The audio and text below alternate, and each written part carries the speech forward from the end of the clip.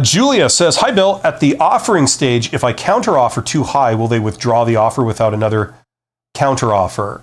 Yes, that's the danger. How many rounds of negotiation is there usually? Well, listen, it depends. If you're getting a job at a gas station, it's going to be completely different than if you're getting a job as a divisional vice president at a big global multinational. I mean, it really varies. For most sort of worker level jobs, they'll usually do some kind of salary question as part of the initial screening. So early in the process, they will ask you, what are your salary expectations, right? And the entire reason they're asking that is not to give you what you want, but it's like a go, no go test. If what you say is a number and it's higher than a certain number, a certain hurdle, it's an automatic rejection, and that's where the process is terminated with you. There's usually something like that. So you try and avoid the question because you're flying blind. You don't know what they're looking for. The other thing is that, like, a lot of people, when they hear this, they react by saying, well, I'm just going to be honest and give this high number that I want. And if they eliminate me, oh well, right? Now, okay, sometimes that might work. But the problem is that if you do that, it eliminates you from a lot of opportunities that would have been worth your while. Because think about it, when you go to the store and you want to buy, I don't know, a loaf of bread or something, what's the first, like, you go to the bread aisle and you see like 1,000 different, loaves of bread made by all these different companies. And what's the first thing you do? You look at their price, right? You know nothing about this bread. Some of the bread could be made from sawdust, and some of the bread could be made from cocaine. You have no idea, right? You have no idea what you're getting. It could be really good or really bad. So, but what's the first thing you do is you look at the price, right? And if you see this loaf is for $1 and that loaf is for $10, usually what a lot of people do is they eliminate all the ones for $10 just based on price, right? And then they look at the ones that are like $1 or $2, right? That's kind of what's going on in the hiring process for most companies. Okay, they'll look at all these candidates and they say, like, look, we've got 500 applicants. We've got to narrow this down.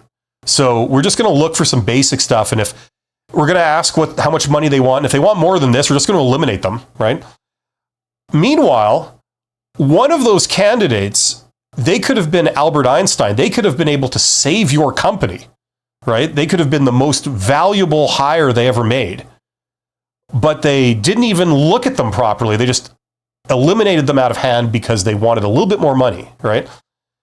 So what's good is to take this strategy where your strategy is, the goal of this phase of the hiring process is always simply to get to the next stage of the hiring process. So if you send in an application, the sole goal you should have is to get an interview. And if you do the screening interview, your sole goal of how you conduct that should be to get the first serious interview. Okay? And so on. And maybe they have a second interview, and then after that, they make a call and they make an offer. Right? So the goal of the second interview is to get the offer, right? So don't think about the end of the process where, like, I'm thinking about how much money I really want at the end in an offer, so I answer this way in the application. It's like, that usually is not the way to go, because a lot of jobs, they start thinking about price at the beginning, but as they get to know you, they start to see what you can bring to the role, and they go, I want that person. And by the time you get to the end of the process, there's a final three candidates.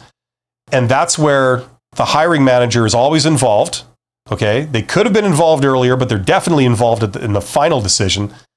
And they say, I want that person because I thought they were awesome in the interview. I would love to work with that person. That means a lot to me. The other candidate, they're technically qualified and they're technically brilliant on paper, but I know I'm not going to get along with them and I don't want to have to work with them every day. So I want that one. And that's where you can ask for more money, right? Because they've seen your value. If you had said you wanted this money at the beginning, they would have eliminated you outright. But by the time you get to the end of the process, they see, okay, I'm willing to pay extra for them, right? So that's a real thing. Does that happen in every job? No, but it happens in a lot of jobs, and you don't know what you're dealing with. So it's good to maximize your opportunities and maximize your chances and use this strategy.